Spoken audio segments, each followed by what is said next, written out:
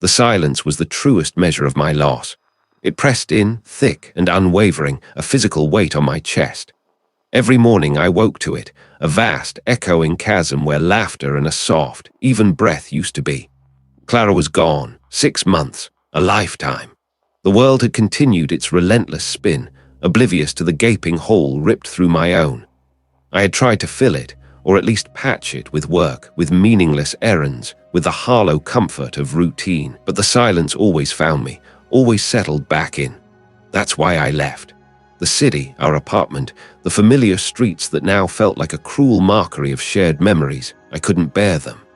When the solicitor's letter arrived, detailing the inheritance from my grandmother, a woman I hadn't seen since childhood and barely remembered, it felt less like an opportunity and more like a desperate escape route. A decaying Victorian manor, miles from anywhere, nestled deep in the forgotten folds of the countryside. Perfect.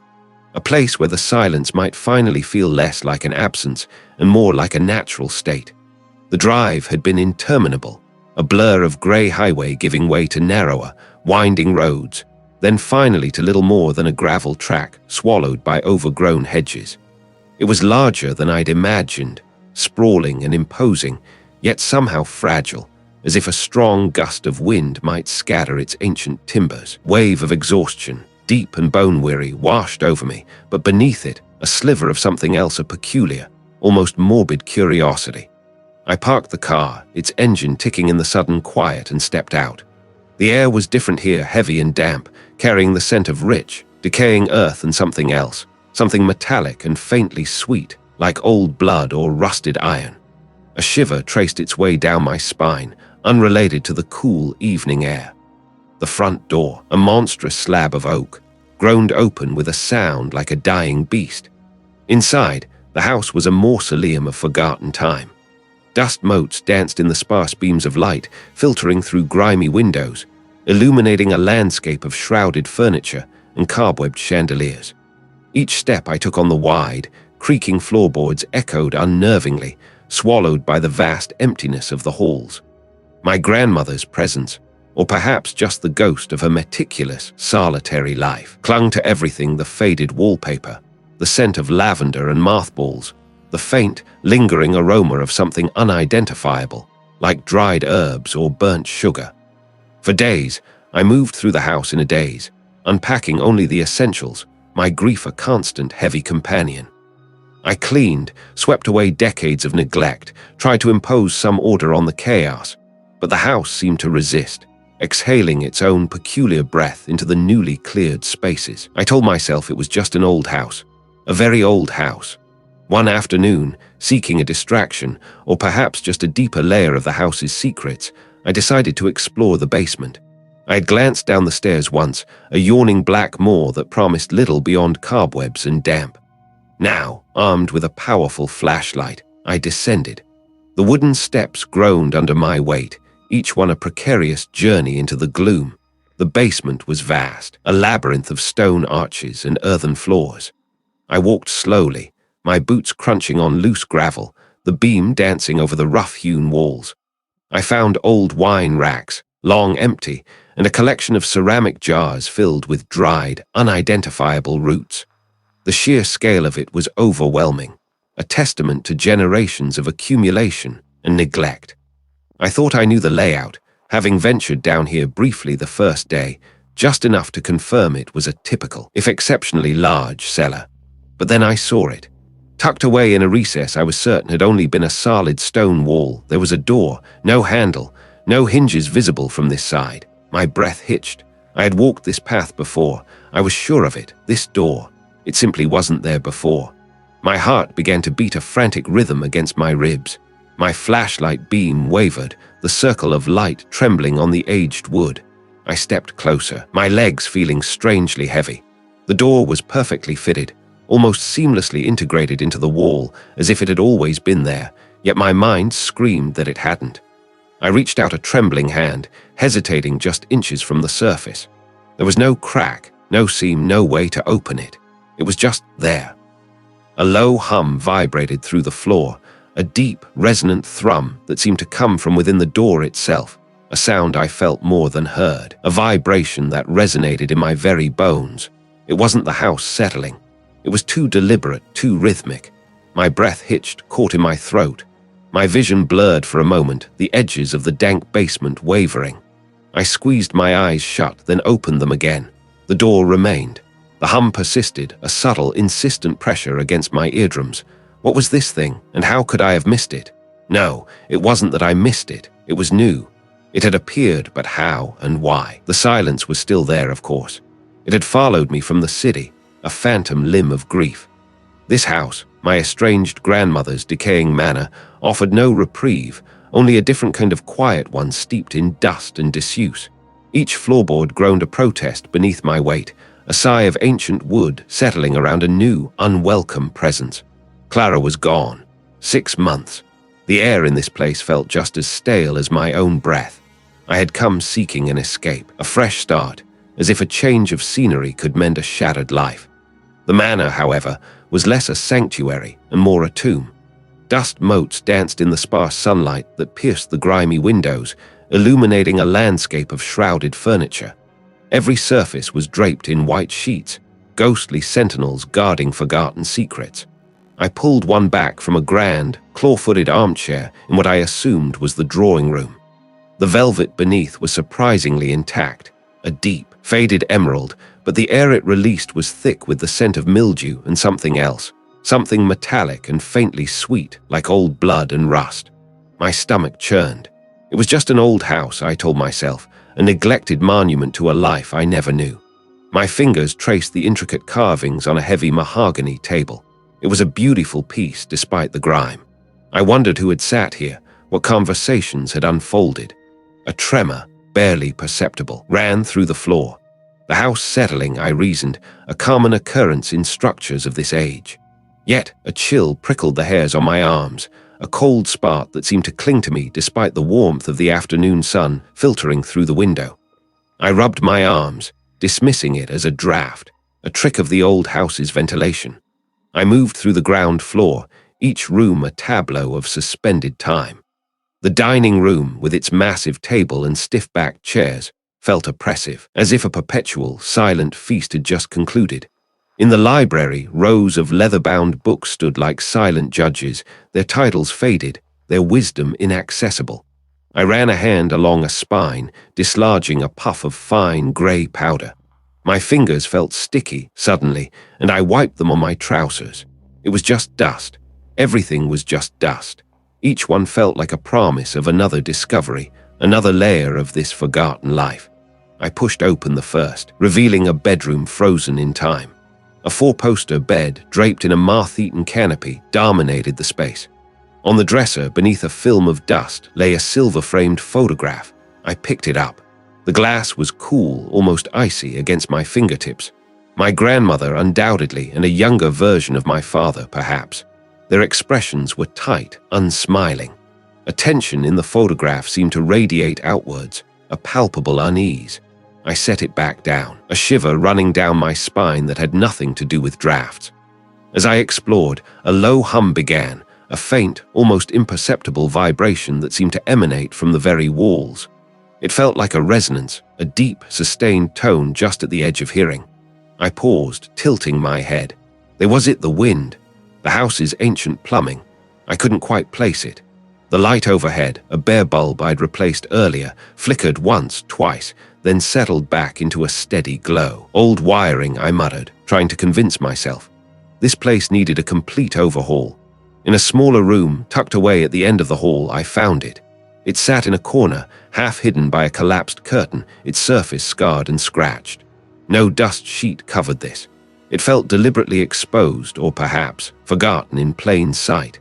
My fingers brushed against the cold metal of the lock, a complex, antiquated mechanism, clearly unpicked for decades. It was heavy, much heavier than it looked. I tried to lift the lid, but it was sealed tight. What could be inside that warranted such security? It was indistinct, a murmur of sound, like dry leaves skittering across pavement, but it was there. My head snapped around. The room was empty, the hallway beyond silent. My breath caught in my throat. I stood rigid, listening, straining my ears against the sudden, absolute quiet that followed. Nothing. Just the faint creaks of the house, the occasional sigh of the wind outside. Grief, I told myself, playing tricks. My mind was frayed, stretched thin. Clara, I needed air. I needed to move. The house felt like it was pressing in, its ancient timbers groaning with unseen weight. My eyes scanned the room again, seeking an exit, a distraction from the growing unease. My gaze fell upon a small, unassuming door in the corner, almost flush with the wall, easily missed. It was painted the same faded cream as the plaster, blending in perfectly. I hadn't noticed it before. It led, I assumed, to a utility closet or perhaps a back staircase. Anything to break this strange, building tension. I pushed it open. Stone steps, slick with moisture, descended into absolute blackness. The basement. I hadn't even considered the basement of this old house. My hand fumbled for the light switch I imagined would be there, finding only damp plaster.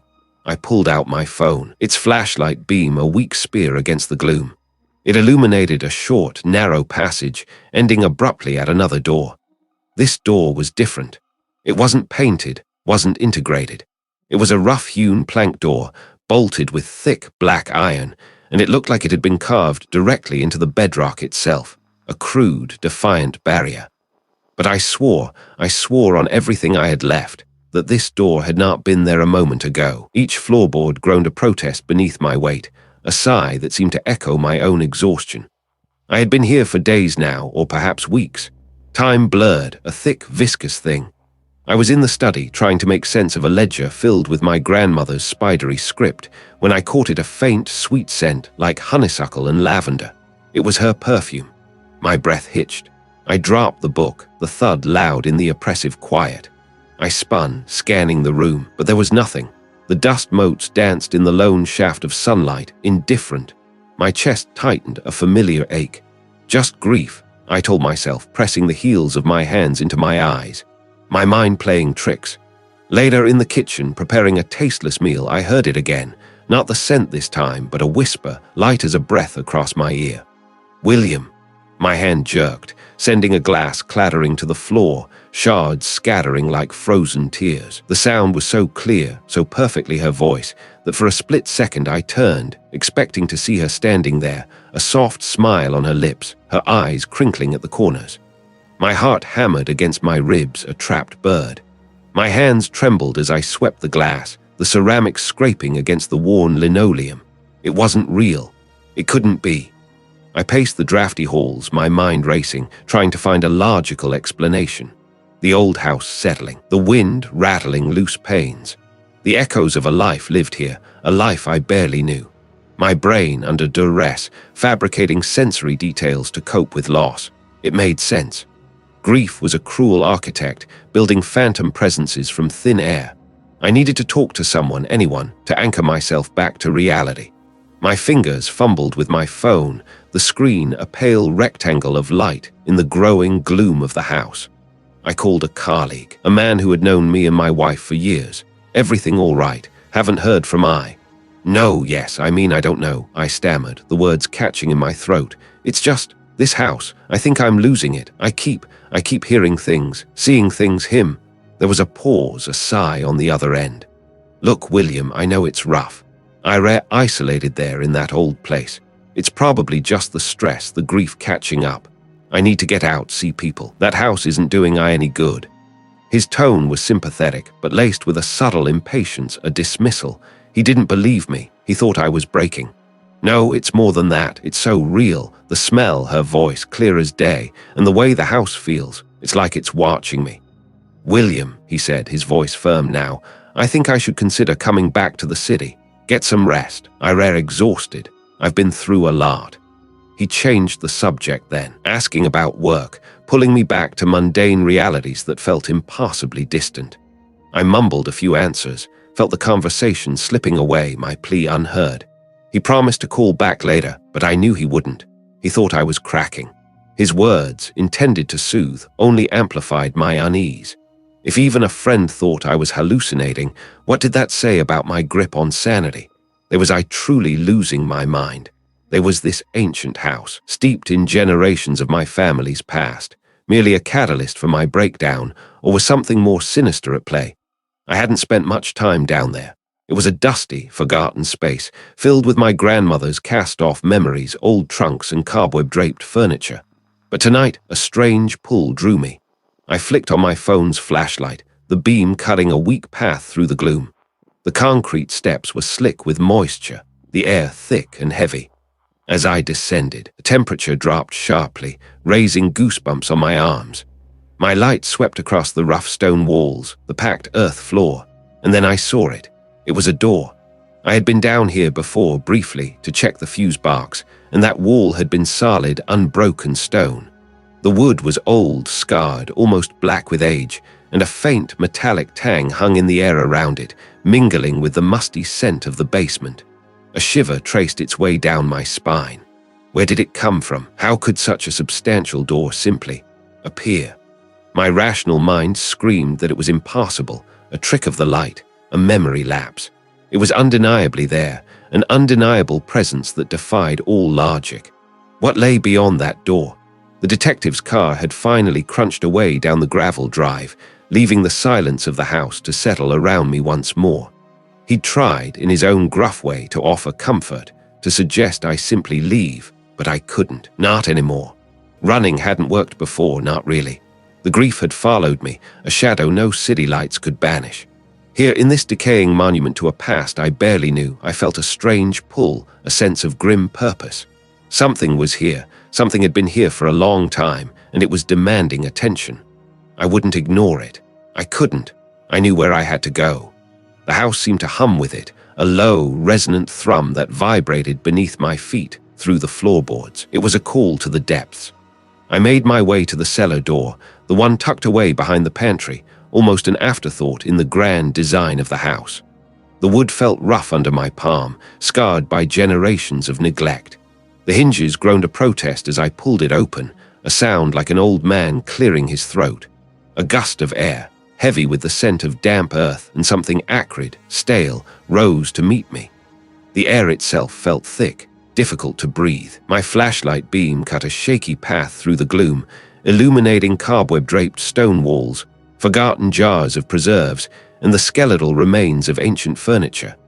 The smell intensified, a metallic tang beneath the rot. My breath plumed in front of me.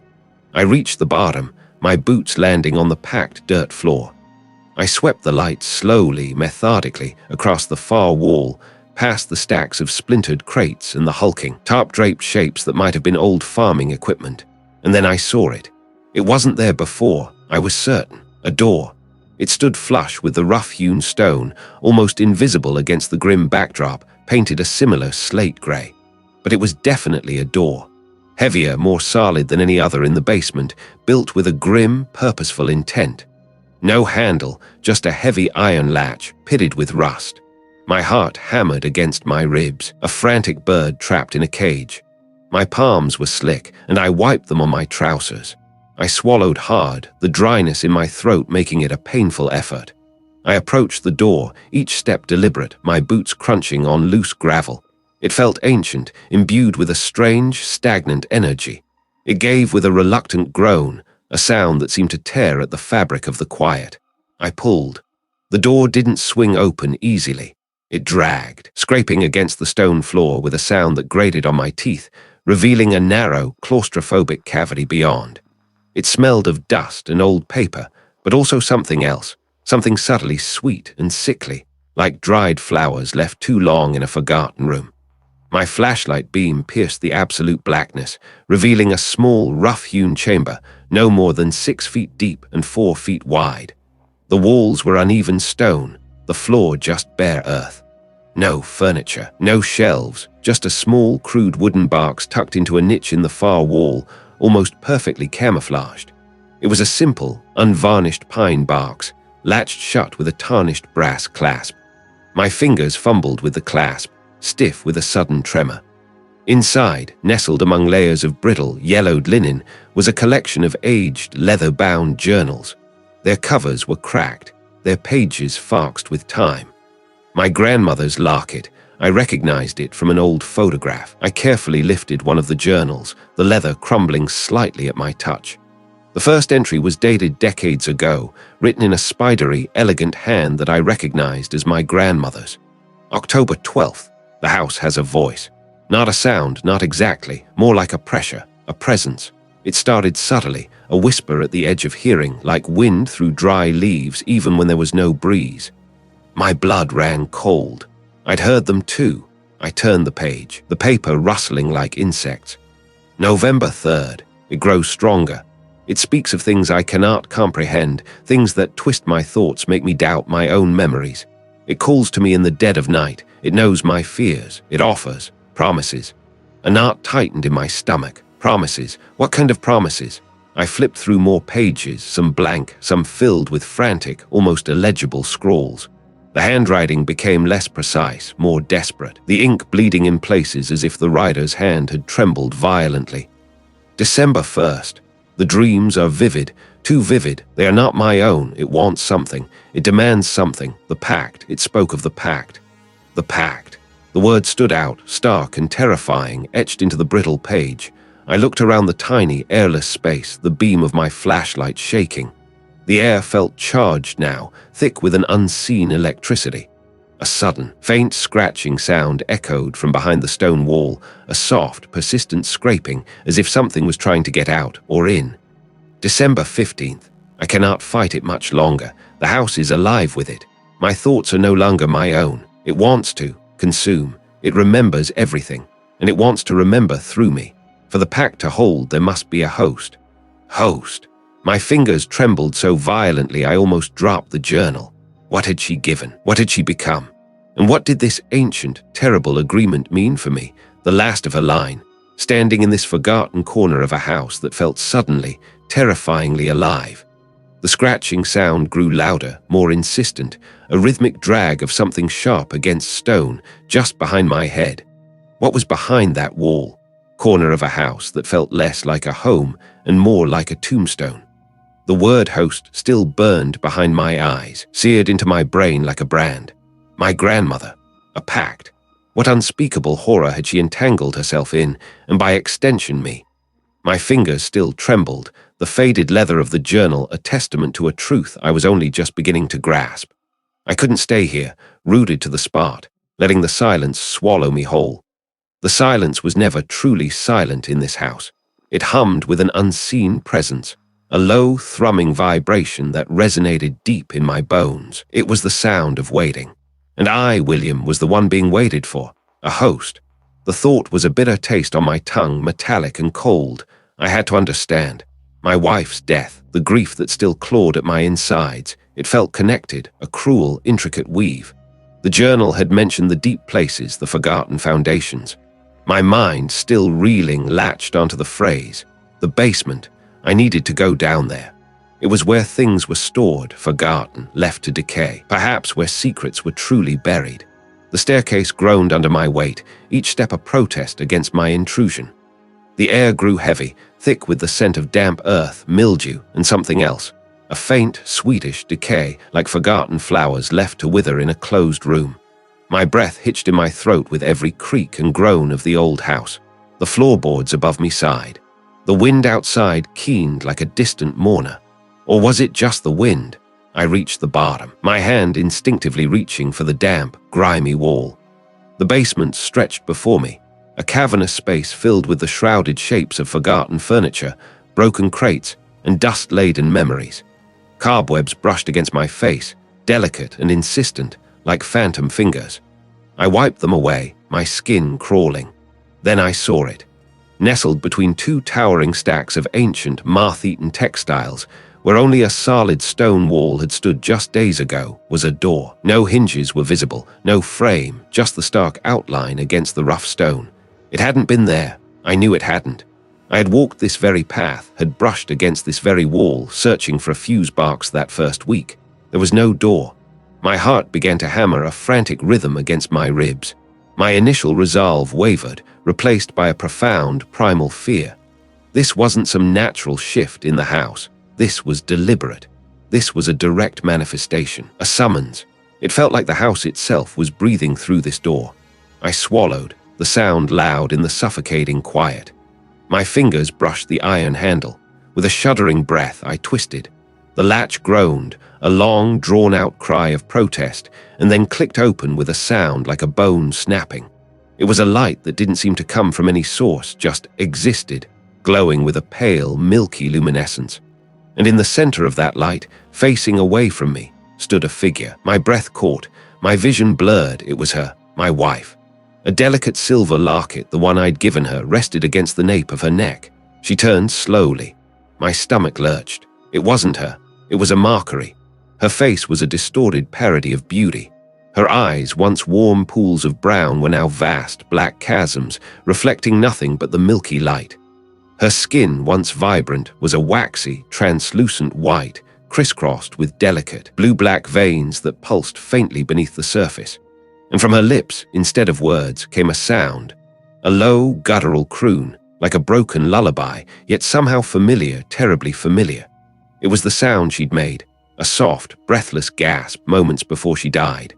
Her arm, impassably long and thin, extended towards me, her fingers skeletal, tipped with nails like shards of obsidian.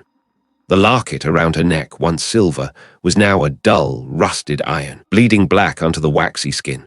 A faint scent, sweet and cloying like lilies left too long in stagnant water, filled the air, mingling with the familiar, comforting scent of him perfume, now sickeningly corrupted.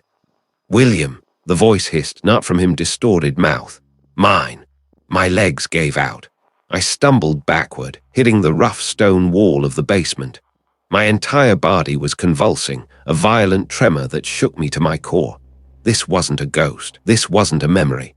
This was a direct assault, a violation of my deepest grief, crafted with malevolent precision. It knew my pain. It was feeding on it. The figure took a shuffling step forward, its head cocked at an unnatural angle, the black chasms of its eyes fixing on me. I squeezed my eyes shut, pressing the heels of my hands against them, trying to erase the horrific image, to block out the soul-shredding sound. But it was already seared into my mind, a permanent scar. When I opened my eyes again, the figure was closer, its skeletal hand reaching. What did it want from me? What did it mean to do? My legs gave out. I stumbled backward, hitting the rough stone wall of the basement of old house door that wasn't there before. It had twisted her face, her voice, into something grotesque. A mockery. The air, thick with the smell of damp earth and something acrid, pressed in on me, stealing my breath. My throat was raw from a scream I hadn't known I'd uttered. The phantom chill of her spectral touch still clung to my skin, a cold, cloying residue. My vision swam, the flickering candlelight from my lantern distorting the shadows into leering faces. I clamped my eyes shut, pressing the heels of my hands into them, trying to erase the image, the sound. But it was burned there, behind my eyelids, a constant, looping horror. I pushed myself away from the wall, my muscles screaming in protest. My chest heaved, each breath a shallow, painful gasp. It hadn't opened, not fully.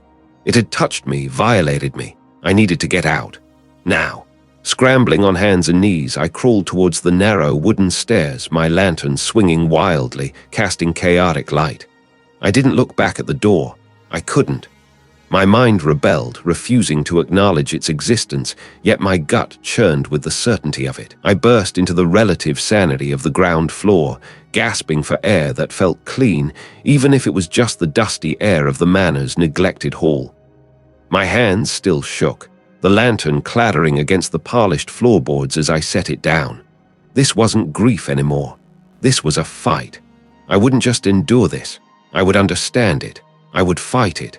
I headed straight for the library, its towering shelves of forgotten knowledge, suddenly seeming less daunting and more like a desperate refuge. The air in the library was still and heavy, smelling of old paper and dust, a comforting counterpoint to the basement's putrid damp. I started with the family records, a stack of leather-bound journals and brittle letters I'd barely glanced at before. My grandmother's careful, looping script filled one journal, detailing mundane affairs, then slowly, subtly shifting. Dates became erratic. Entries grew shorter, more disjointed. The last entry was dated 3 weeks before her disappearance. My fingers traced the faded ink. It asks for memory. It demands more. Flipping back through earlier journals, I found similar patterns. An uncle, long dead, described as eccentric, then melancholy, and finally lost to the woods.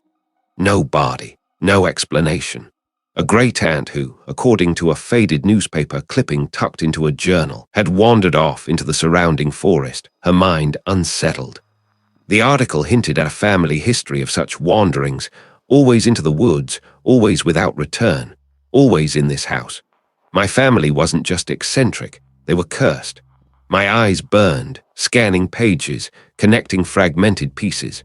I found a small, hand-drawn map of the property, marked with curious symbols around the perimeter of the ancient forest. A small, almost invisible note scrawled in the margin of another journal read, "The chorale of echoes sings in the deep places. It feeds on what is lost." The words sent a fresh wave of ice through my veins. Takes memories. That's what the thing in the basement had done, twisting my wife's image, her last words, into a weapon. It wasn't just taking lives, it was preying on what made us us. I moved on to the local history section, a collection of dusty, poorly bound books on regional folklore and forgotten towns. One particularly brittle volume, titled Echoes from the Ancient Woods, caught my eye. Its pages were yellowed and smelled of mildew. It was described as a formless entity, a presence that preyed on the minds of the vulnerable, particularly those consumed by grief or loss. The book spoke of a cyclical nature to its appearances, tied to certain astronomical alignments or perhaps, more ominously, to the bloodline of certain families in the region. My family. A faint scratching sound came from the floorboards above me. Just the house settling, I told myself, trying to rationalize the sudden prickle on my neck. But the book lay open before me, its archaic language painting a vivid, terrifying picture. The accounts grew more specific, mentioning the manor itself as a focal point, a place where the veil between worlds thinned. A specific passage described how the entity would choose a host, a vessel through which it could solidify its influence, its presence. My breath hitched. Host. I slammed the book shut, the sound echoing unnaturally loud in the quiet library. This wasn't some random haunting. This was orchestrated. Generations of my family drawn to this house, succumbing to this thing. And I was next, but why me? Why now? And what exactly did it mean to be a host? The local history section. A collection of faded, brittle documents, each page a fresh wave of ice through my veins. Takes memories. That's what the thing in the basement had done, twisting my wife's image, her last words, into a weapon, a grotesque mockery of solace. I stood there, the dust motes dancing in the weak afternoon light filtering through the high window, the sheer audacity of it curdling my stomach. This house, this legacy, wasn't just old, it was a hungry maw. A sudden, sharp crack from the floorboards above startled me. I dropped the heavy tome, its pages splaying open with a soft sigh. My breath hitched. It wasn't the usual settling of an old house. This was precise, almost deliberate. I listened, straining, but the silence that followed was absolute, deeper than before, a thick blanket muffling even the distant chirping of unseen birds. The air grew heavy, pressing on my chest, tasting of old paper and something else, something metallic and cold. I pushed away from the dusty shelf, a sudden, urgent need to be elsewhere gripping me. The library, once a sanctuary, now felt like a cage. I moved towards the door I remembered, the one leading into the main hall. I twisted. It didn't turn. I tried again, firmer this time, a grunt escaping my lips. The knob remained stubbornly fixed, my brow furrowed. I was certain it hadn't been locked. Had I locked it? I couldn't remember. My mind felt fuzzy, the edges of recent events blurring. A flicker of panic ignited in my gut. I yanked harder, rattling the door in its frame, but it held fast. I stepped back, my eyes scanning the room. The other door, the one leading to the narrow servants' stairwell, was also shut. I tried that one next. Same result. Locked, both of them. This wasn't right. I was sure they had been unlocked only moments ago, or had it been hours? The light outside the window seemed to have dimmed considerably, the golden afternoon haze replaced by a dull, bruised twilight. I glanced at my watch. The hands spun wildly, then stopped, then spun again, a frantic blur of metal and numbers. My pulse hammered. "What is this?" I muttered, my voice thin, reedy. I moved to the window, pressing my face against the grimy pane. The world outside was a smear of grey and black, the skeletal trees swaying against a sky that looked bruised. Had I lost so much time? The sun had been high. I spun around, my gaze sweeping the library. The room felt smaller, the walls subtly closer. A trick of the light, I told myself, a trick of my own frayed nerves. I decided to try a different approach. If the doors were locked, perhaps I could find a way through the house, past the kitchen, to the back entrance. I remembered a hidden passage behind a tapestry in the dining room, a secret my grandmother had shown me as a child. A desperate hope flickered. I started down what I thought was the main hall. The floorboards groaned under my weight, a low, drawn-out complaint. The hall stretched, impassably long, the portraits on the walls seeming to shift their gazes as I passed. Their eyes, once merely painted, now felt like pinpricks of accusation. My footsteps echoed, too loud, too solitary. I walked, and the hall kept going. The dining room, with its heavy oak table and faded tapestry, never appeared. Instead, the hallway simply curved, then continued, leading me deeper into a labyrinth of my own home. A sudden, sweet scent hit me, a ghost of honeysuckle and rose, my wife's perfume. I stopped dead, my heart seizing in my chest. It was so vivid, so real, I could almost feel her presence beside me. My eyes darted around, searching for nothing, for everything. The scent intensified, thick and cloying, then vanished as quickly as it had come, leaving behind only the damp, musty smell of ancient stone. My hands trembled. This wasn't just my imagination. This was deliberate. The house was playing with me, twisting my grief, turning my memories into bait. I pushed forward, a desperate energy fueling my steps. I had to find an exit. I had to get out. I turned a corner, expecting the familiar grand staircase. Instead, I found myself facing a narrow, unlit corridor I had never seen before. The walls here were rough-hewn stone, not the ornate wallpaper of the manor. It sloped downwards into utter blackness. My breath caught. This wasn't upstairs, this wasn't the main floor. This was leading somewhere else. A low hum began, a resonant vibration that seemed to emanate from the stone itself, a frequency that burrowed into my bones. My teeth began to ache. I had to fight it. I wouldn't let it break me.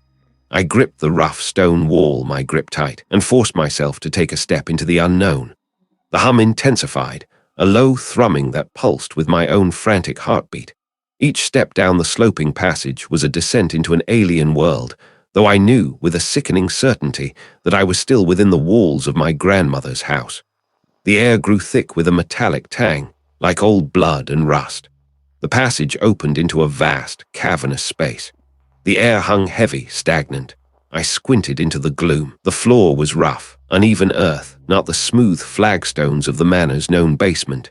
This was deeper, older. And there, directly ahead of me, was a door. I had never seen it before. It wasn't just a door I'd forgotten. It was a door that simply hadn't been there. My heart hammered against my ribs, a trapped bird desperate for flight. What lay behind it? It wasn't just taking lives. It was devouring the very essence of them. The realization hit me with the force of a physical blow, leaving me gasping for air in the suffocating quiet of the local history section. My wife's face, her last laugh, the exact cadence of her voice, the entity had twisted those precious fragments, turning solace into a grotesque weapon. It had fed on my grief, on the raw, open wound of loss. My hands, slick with a sudden, cold sweat, trembled as I reached for another brittle ledger. The scent of ancient paper, heavy dust, and something else, a faint, metallic tang, like old blood, filled my nostrils. My eyes, burning from strain and unshed tears, scanned the cursive script. Page after faded page detailed strange occurrences, abrupt illnesses, unfortunate disappearances within the family lineage. Dates, names, the same pattern repeating every few generations. Always an inheritor, always a sudden void where a person once was, leaving behind only a hushed legacy of whispers and forgotten faces. There was a mention, tucked away in a marginal note on a particularly frayed document, of the Blight. A vague, terrible force that threatened to consume everything. The pact, it seemed, wasn't forged for power or wealth, not directly. It was a desperate bargain, a shield against an even greater annihilation. To gain protection from the Blight, they would offer an anchor, a host, a vessel. My fingers traced a line of names. a family tree sketched by a nervous hand. My grandmother's name was there, then her father's, and before that, a sprawling lineage stretching back into the murky depths of the 18th century. Each branch ended abruptly, a deliberate severance, or perhaps a sudden, total absorption. And then, a small, almost imperceptible symbol next to my own name, William, scrawled in a different hand, a more recent one. It was a stylized knot, intricate and unsettling, identical to a carving I'd seen on the old wooden barks in the attic. My breath hitched. No, it couldn't be. My chest tightened, a vice clamping down on my ribs. This wasn't some random inheritance. I wasn't just a distant relative who happened to be next in line. I was chosen, a designated offering, the next anchor. The air in the room grew heavy, thick with an unseen presence. A faint, high-pitched hum vibrated through the floorboards, a sound I felt more than heard, resonating in my teeth. I felt a prickling sensation on the back of my neck, the distinct impression of being watched, studied, anticipated. My vision blurred, the world tilted. The entity wasn't just an opportunistic predator, it was a patient, calculating landlord collecting its due. I had to know, I had to see. The hum intensified, a low thrumming that seemed to emanate from beneath my feet. The smell of damp earth and decay intensified, a primal stench that clawed at my throat. I reached the bottom of the basement of old house, door that wasn't there before. Or rather, the spot where it had been before, a phantom impression in the stone. Now it was undeniably there. No, not just stood. It pulsed. A faint, internal light seemed to emanate from its seams, a sickly, greenish glow that waxed and waned with the rhythmic hum. The stylized knot, the same symbol from the ledger, was carved deeply into its surface, almost glowing. The hum vibrated through my flesh, a low frequency that resonated deep within my own bones. I could feel something on the other side, something vast and ancient, stirring, waiting. It was beckoning. It was calling to me. What lay beyond that door, waiting for its designated host? The suffocating quiet of the local history section dissolved, peeling back like old wallpaper. One moment, the musty scent of ancient paper filled my nostrils, the weight of forgotten lives pressed down. The next, I was back in the echoing silence of the manor's main hall, my own breath rasping in my throat. The realization of what the entity had done, what it was doing to my wife's memory, had seared through the last vestiges of my hope. It wasn't just a house, it was a moor, and I was caught inside. A desperate, primal surge propelled me forward. Escape. The word hammered against my skull, a frantic drumbeat against the rising dread. I had to get out. Each creak, each groan of the ancient house seemed to mark my flight. The air grew heavy, thick with the scent of damp earth and something acrid like burnt sugar. My lungs burned. The side door, seldom used, offered a faint promise of freedom. It opened with a reluctant moan, revealing a sliver of the outside world. Cool, damp air rushed in, carrying the scent of pine and decay. I didn't hesitate. I threw myself through the doorway, stumbling down the 3 crumbling stone steps, my legs pumping. The gravel crunched under my boots, a satisfying, real sound. I ran. I ran past the overgrown rose bushes, their thorny branches clawing at the empty air. I ran towards the crumbling stone wall that marked the property line, towards the dense woods beyond. I could feel the wind whipping through my hair, hear the rustle of dry leaves underfoot. For a fleeting moment, a fragile sense of hope bloomed in my chest. I was out. I was truly out. Then the world began to unravel. The path beneath my feet, clear moments before, blurred. The ground softened, becoming spongy, then slick, sucking at my boots with each frantic step. The wind, which had felt like freedom, now howled with a malicious intent, pushing against me, trying to shove me back. It wasn't just a breeze. It was a physical force, pressing against my chest, making each breath a struggle. I strained, pushing against the invisible current. My muscles screamed.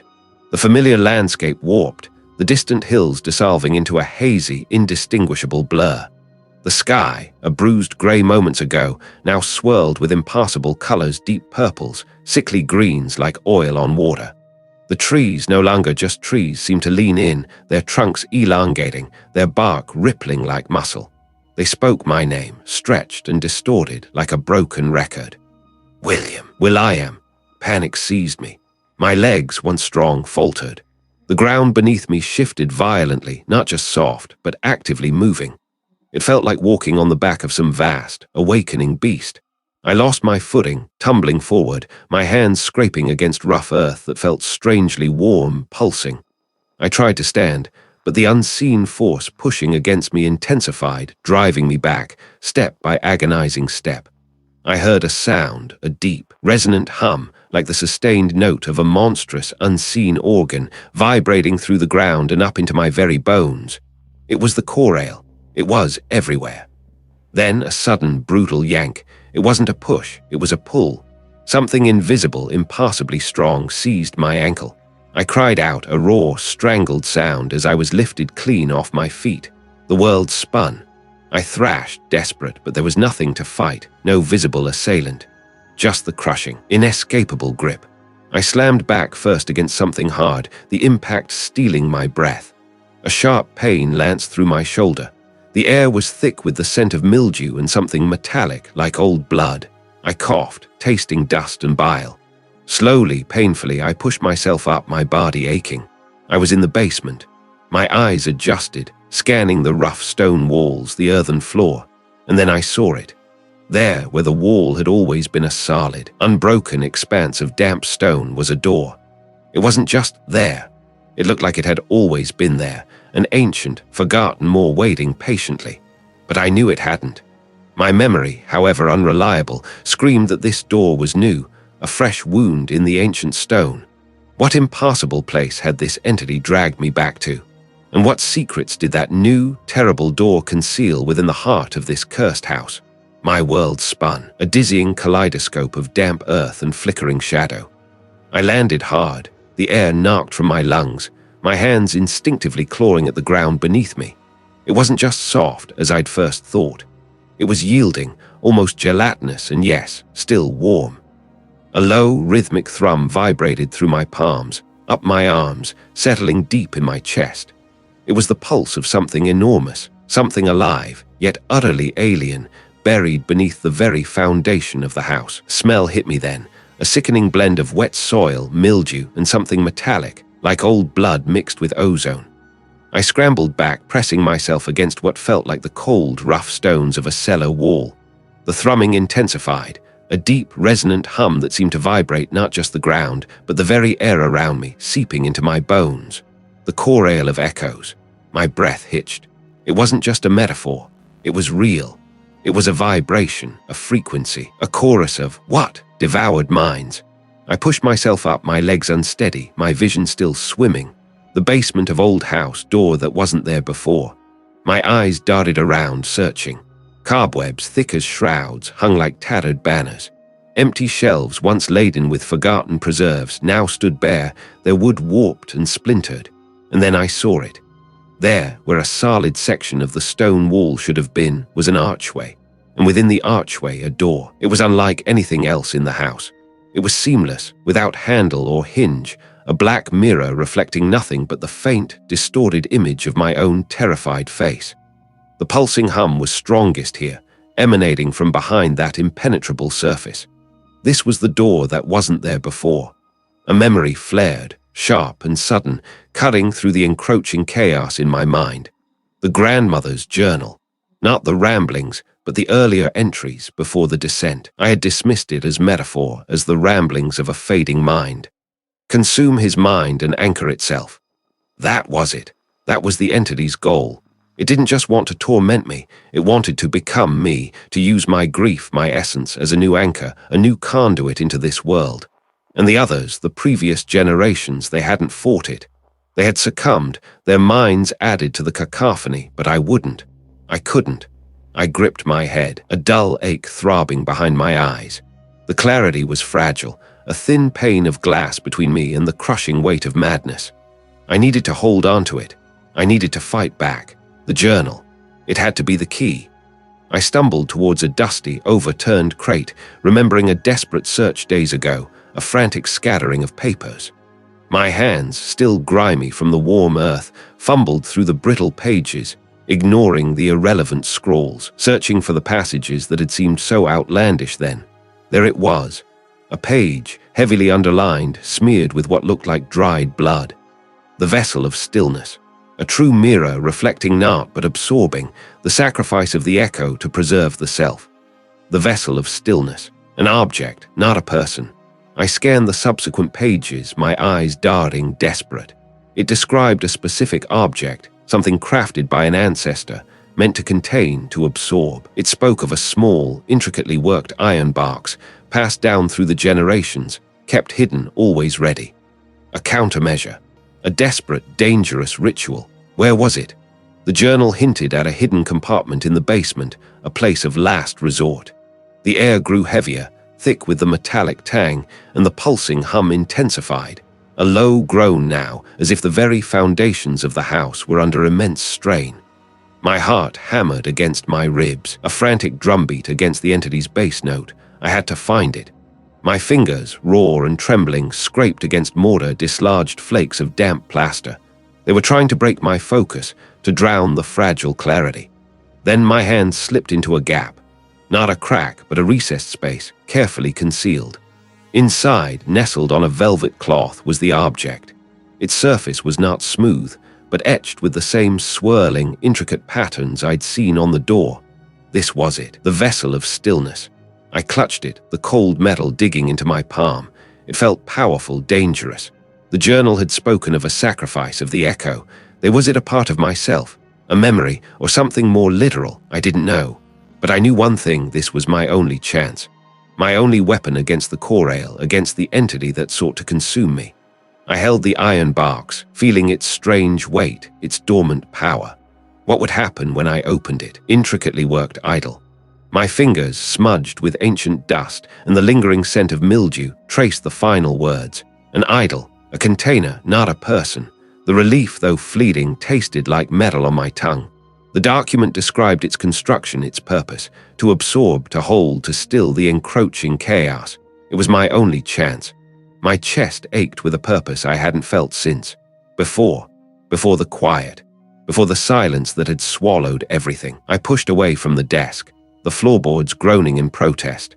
The air in the study felt thin, stretched taut. The house itself seemed to hold its breath, waiting. I knew where to go. The whispers, the shifting shadows, the inexplicable cold spots, they had always been strongest in the lower depths. The basement. It felt like a magnet, drawing me in. The descent was a slow, deliberate surrender. Each step on the creaking wooden stairs of the main house was a commitment, a pact with the unknown. The familiar smell of damp earth and decay intensified, laced now with something else, something metallic and sweet, like old blood mixed with forgotten incense.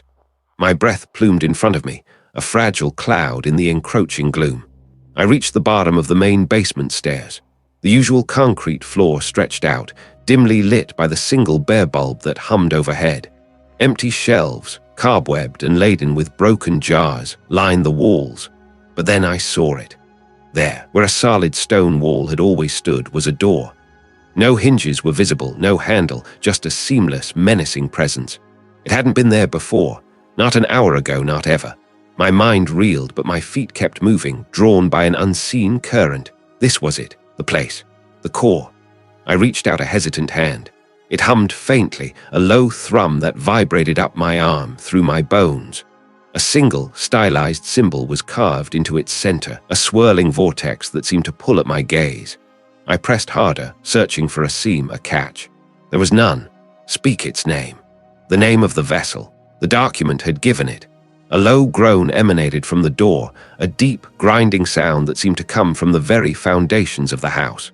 The symbol on the wood pulsed with a faint, sickly green light. The door began to recede, not swinging open, but sinking inward, dissolving into the stone as if it were water. The air inside was still, utterly devoid of movement, yet it felt alive, charged with a terrible energy. The space was vast, far larger than it should have been, stretching into an impassable distance. Pillars of rough-hewn stone rose from the floor, disappearing into an unseen ceiling. Strange, geometric carvings covered every surface, glowing faintly with that same sickly green. In the center of this cavernous space, on a pedestal of veined black rock, sat the object. It wasn't an idol in the conventional sense. It was a sphere, about the size of a man's head, crafted from a material that seemed to drink the light. It wasn't stone, wasn't metal. Intricate, swirling patterns were etched across its entire surface, mirroring the symbol on the vanished door. They weren't words, not really, but fragments of sound, echoes of emotion, grief, fear, longing. They clawed at the edges of my sanity, pulling at the raw wounds of my own loss. I could feel its presence now, the entity. My hand trembled as I reached for the sphere. Images flashed behind my eyes. A woman weeping in a forgotten garden, a man screaming in a fire, a child's laughter turning to a sob. Not my memories, yet they felt intimately familiar. I gripped the sphere, its weight surprisingly light, almost ethereal. My wife's voice. "William," it breathed, a sound like rustling autumn leaves, full of a sorrow that ripped through my chest. "You shouldn't be here." I squeezed my eyes shut, a desperate attempt to block out the illusion, to steel myself. This was its trick, its weapon. It fed on grief. I opened my eyes. The cavern was shifting. The stone pillars writhed, their carved symbols pulsing faster, brighter. The floor beneath my feet felt like jelly, the counter-ritual. It wasn't about power, but about stillness, about drawing it in, containing it. I had to believe in the vessel, in its purpose. I had to. I held the sphere out, my arms trembling, and began to speak the words written in the forgotten journal. They were ancient, guttural sounds, unfamiliar on my tongue, but they flowed from me, carrying a strange authority. As the first syllable left my lips, the sphere pulsed violently, absorbing the sickly green light from the carvings around us. The air grew dense, heavy, like trying to breathe underwater. My grip on the sphere faltered. There was this truly her, or was it just another cruel deception, pulling at the threads of my deepest wound? The cavern warped further, the stone pillars stretching and contracting like living things, the air thick with a metallic tang that burned my throat. I felt my own memories beginning to unravel, the edges fraying, threatening to spill into the vastness around me.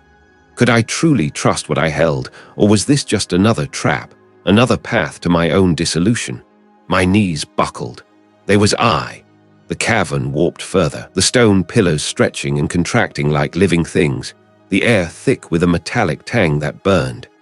It burned in my throat, on my tongue, like rusted iron mixed with something acrid, something wrong. The voices, a chorus of whispers that had been a distant hum, now surged, pressing against my eardrums, scraping at the inside of my skull. Not words, not quite, but a symphony of lost articulations. 1,000 half-formed thoughts from 1,000 forgotten minds. The sphere in my hand pulsed, a sickly luminescence that cast my trembling fingers in a ghostly glow. Inside, the image of her, my wife, was not solid. It shimmered, a mirage of warm skin and knowing eyes, a perfect echo of a love I would tear myself apart to reclaim. But even as I reached for her, my fingers passed through, meeting only cold, smooth glass. The illusion flickered. It was a trick. It was always a trick. "You hunger," the chorus hissed, coalescing into a singular, vast awareness that wasn't speaking, but was. It vibrated through the very stone beneath my feet, through the bones in my chest. The cavern, the one I'd stumbled into through that impassably appearing door in the basement of old house, door that wasn't there before, began to unravel. There was no up, no down, only an everywhere of crushing presence. It wasn't a creature. I felt myself stretching, my limbs elongating, my skin tingling as if sand was being abraded from my very cells. My memories, precious fragments of a life lived, began to flutter at the edges of my consciousness like moths drawn to a consuming flame. Her face, her scent, the warmth of her hand in mine, they were all becoming indistinct, softening at the edges, losing their vibrant color. This was the chorale of echoes, not a host, but the devourer of hosts. It fed on the agony of loss, on the unmoored grief, on the forgotten lives, and it wanted mine. It wanted the vibrant, raw grief for my wife, the deep, abiding love that had become a wound. It promised solace, the return of her image, the cessation of pain. All I had to do was surrender. My breath hitched. Surrender, to become another whisper in its endless chorus, to have my existence reduced to a fleeting vibration in its vast, alien consciousness. The thought was a jolt of pure ice. No, not for her, not for me. The journals, my grandmother's frantic scribblings, they flooded my mind. The sacrifice. Not a blood offering, not a ritual of gore, but a relinquishing, a severing. To starve it, I had to cut off its sustenance. I had to let go of the very thing it craved. The only way to banish it was to deny it the fuel of my sorrow, to willingly, irrevocably release the memory of my wife, to forget her, to become an empty vessel, free of the very love that defined me. The sphere felt heavy, impassably so, a leaden weight in my palm. It was a conduit, a mirror holding the most precious, most painful echo. I stared into it, into her flickering face. Her eyes, filled with a sorrow that mirrored my own, seemed to plead, to understand. This was my sacrifice, not my life, but my reason for living. My connection to him, to everything that made me William. I squeezed my eyes shut, a gasp tearing from my throat. My muscles seized. My stomach churned. It tried to pull me back, to tempt me with a final, perfect vision of her. It was so real, so terribly real. With a ragged cry that tore my vocal cords, I slammed the sphere against a phantom pillar that solidified just long enough to meet the impact. The crystal shattered. The fragments of glass, once glowing, turned to dull dust in my hand, dissolving into nothing. And with them, the image of my wife, the sound of her voice, the very sense of her, began to recede from my mind. It was agony, a wrenching, tearing sensation in my chest, as if my heart was being physically ripped out. The corail screamed, a sound of pure, impotent rage and despair as its hold weakened. The metallic tang in the air lessened, replaced by the damp, earthy smell of old stone. I fell to my knees, gasping, clutching at my head. My fingers felt alien against my scalp. My name, William, felt like a foreign word on my tongue. Who was William? What did he do? What did he feel? The corail faded, a final, despairing echo that lingered for a moment, then was gone. I was alive. But was I still me? What was left when the love, the grief, the very memories that defined a life had been scoured away? There was this freedom, or merely another form of captivity. The metallic tang clawed at the back of my throat. Her face, a cruel perfection, swam before me, shimmering with an impassable light.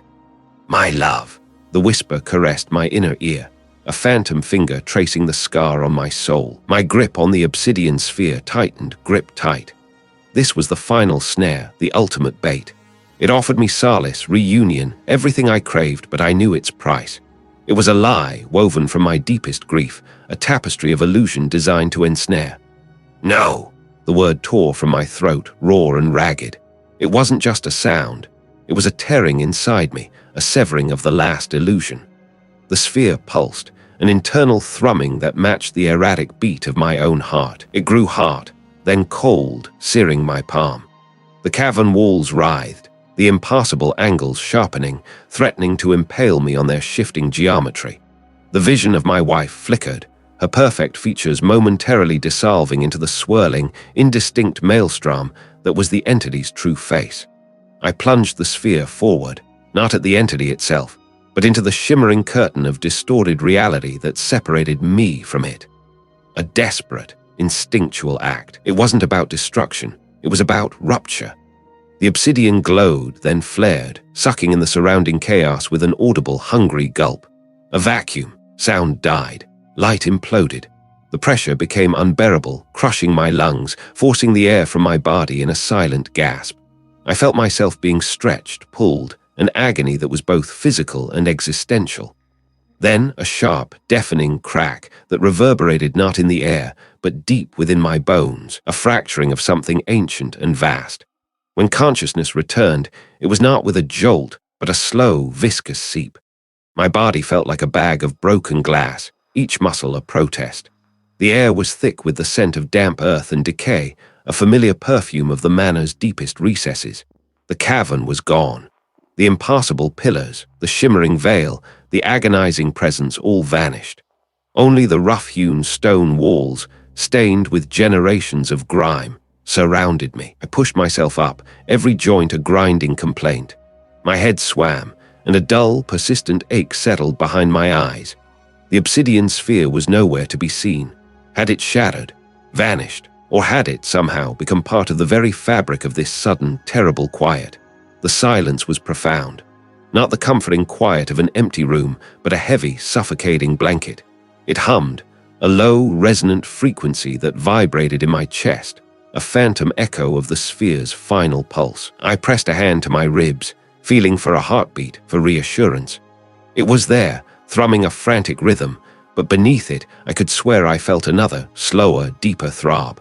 A resonance that wasn't my own, a dull, insistent rhythm that felt ancient and vast. I stumbled towards the wooden stairs, each step an effort. The house above was equally silent, but it felt different. The dust motes, usually dancing in the thin light filtering from the small, grimy windows, seemed to hang suspended, unwilling to move, caught in some unseen stasis. I moved through the familiar rooms like a ghost. The library, its shelves still laden with ancient, leather-bound tomes. The drawing room, the faded tapestry still depicting a hunting scene. Everything was as it had been, yet irrevocably altered. I found the door that wasn't there before. No strange sigils marred its surface. No faint, otherworldly light bled from its cracks. It looked like any other old, forgotten door in a forgotten house. I reached out, my fingers tracing the grain, solid, harmless. It felt ordinary, too ordinary. I tried the handle, locked of course. But the lock felt superficial, a mere formality. It was no longer a barrier to another dimension, but something else entirely. It was a boundary, yes, but its purpose felt inverted. It wasn't keeping something out. It felt like it was holding something in, or perhaps keeping something contained, a quiet guardian of a new, unsettling truth. I pressed my ear against the wood, yet the phantom hum in my chest intensified. It wasn't coming from the door. It was coming from me. A tremor ran through me. I moved away from the door, my gaze sweeping the familiar yet alien room. The silence wasn't empty. It was full of expectation, full of a lingering presence that coiled, unseen, just beyond the edges of my perception. I walked to a tarnished mirror hanging in the hallway. My reflection stared back, pale and gaunt, eyes wide and haunted. But in their depths I saw something else, a flicker. And for a fleeting, horrifying second I heard it. Not a single voice, but a multitude, a low, harmonious murmur, like a distant, echoing choir. The chorale of echoes. It had found its new sanctuary. It was no longer just a house. It was a mausoleum, a cage, a vessel. And what then had I become?